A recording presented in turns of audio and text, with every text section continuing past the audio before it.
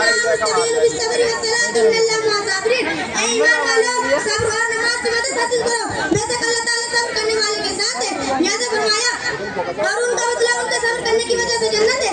यासीन की बात इस तरह सब्र की फजीलत के बारे में बहुत सी हदीस भी आई हुई है। जैसे कि एक हदीस में आप सल्लल्लाहु अलैहि वसल्लम ने सब्र को रोशनी से ताबीर किया, अस्सब्रु जियाउन, सब्र रोशनी है।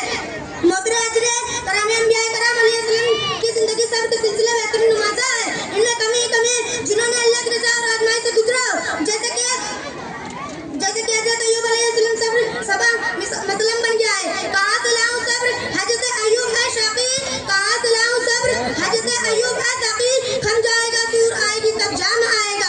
नबी सल्लल्लाहु अलैहि वसल्लम ने सब्र के सिलसिले जो तालीम और तरकीब दी है वो ऐसी बख्शुमद अफ़ज़ा है कि इस बुनियाद पर सल्फ़े सालिहीन ने अपनी जिंदगी की इमारत तैयार किया और हमेशा सब्र व मुश्किलात के खिलाफ हथियार बनाए रखा। कामयाबी हमारे कर हुए चुनांचे हज़रत बिलाल अब्दी सुहैब उमरी और आसिफ रज़ियल्लाहु अन्हु सब्र और इस्तिक़ामत के उन्होंने आज भी तारीख़ के सुनहरे औराक़ और रोशिंदा रोशन है।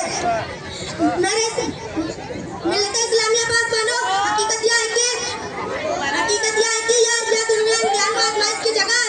यहाँ अल्लाह ताला हम लोगों का इम्तिहान नेमत देकर भी लेता है और नेमत छीन कर भी। बाज़ औक़ात अल्लाह ताला भूख व प्यास, जान व माल के नुकसान और तरह-तरह के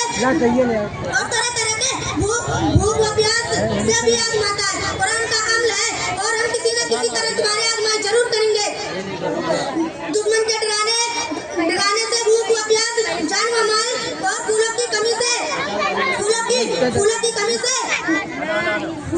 से तुम्हारे।